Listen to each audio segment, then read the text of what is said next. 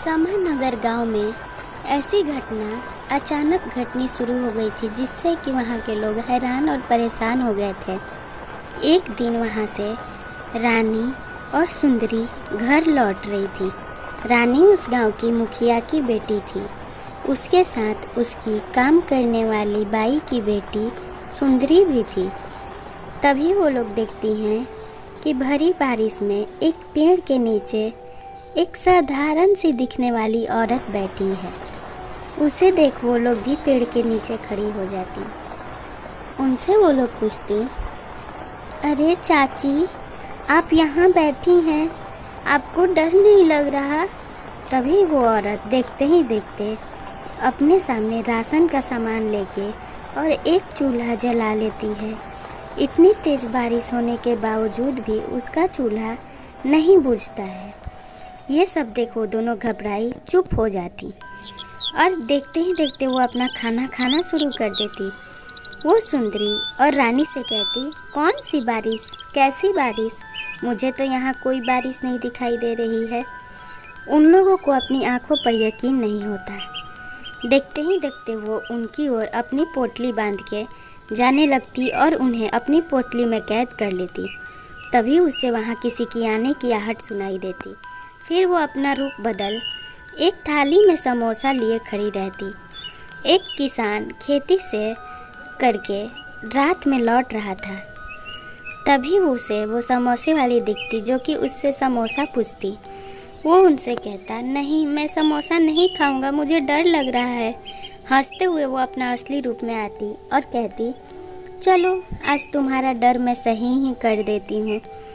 इधर किसान उसके सामने घुटनों पे होकर हाथ पैर जोड़ता और अपनी छोटी बच्ची के बारे में कहता। ये कहता, मैं गरीब किसान हूँ, मेरे घर पे मेरी पत्नी और बेटी इंतज़ार कर रही होंगी। वो चुड़ैल अपनी शक्ति से वहाँ तेज़ बारिश शुरू कर देती। वो अपने पास से एक जादुई पोटली देता।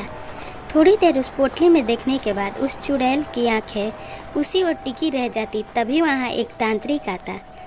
उस किसान की पत्नी और बेटी उसे ढूंढते ढूंढते घबराए हुए उस जंगल की ओर आए थे और अपने साथ एक तांत्रिक लाए थे, क्योंकि रात में वहाँ कोई भी नहीं आता। तांत्रिक को आज पिशाचिनी रंगे हाथ मिल जाती। वो उसे अपने मंत्र से उसी जगह पर कैद कर देता। वो भागने की बहुत प्रयास करती पर वो वहाँ से हिल भी नहीं पाती। तांत्रिक के बड़े बड़े मंत्रों के द्वारा वहाँ पर हवन कुंड में आग जल जाती और अब वो लगातार अपनी तंत्र विद्या शुरू कर देता।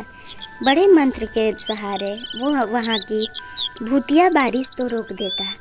अब पिशाचिनी भी बहुत कोशिश करती कि उसकी वो जो हवन कुंड की अग्नि है उसे भंग कर सके, पर उसकी शक्तियाँ काम नहीं करती और धीरे धीरे वो उस अग्नि की ओर खींची चली आती और धीरे से वो उस अग्नि के अंदर जा जलती। और फिर वहाँ गांव के लोग आते। तांत्रिक उन्हें समझाते और कहते हैं, अभी के लिए तो उन्होंने पिशाचिनी को अग्नि में जला के भस्म कर दिया है, पर वो एक आत्मा है, वो कभी भी आज़ाद हो सकती है। हमें कल सुबह होते ही, ये जब तक बारिश नहीं होती तब तक चुड़ैल की शक्तियाँ काम नहीं करेंगी। तब हमें यहाँ बड़ी पूजा करनी होगी और उसकी आत्मा की शांति दिलानी होगी और हम उसकी आत्मा को कैद कर यहाँ एक बहुत ही खूबसूरत सा फल का पेड़ लगा देंगे। अब जैसे ही उसमें कोई भी पानी डालेगा उस चुड़ैल की शक्तियाँ कम हो जाएगी और हमेशा के लिए चली जाएगी। फिर उस गांव के लोग शांति से खुशी खुशी अपने गांव में रहने लग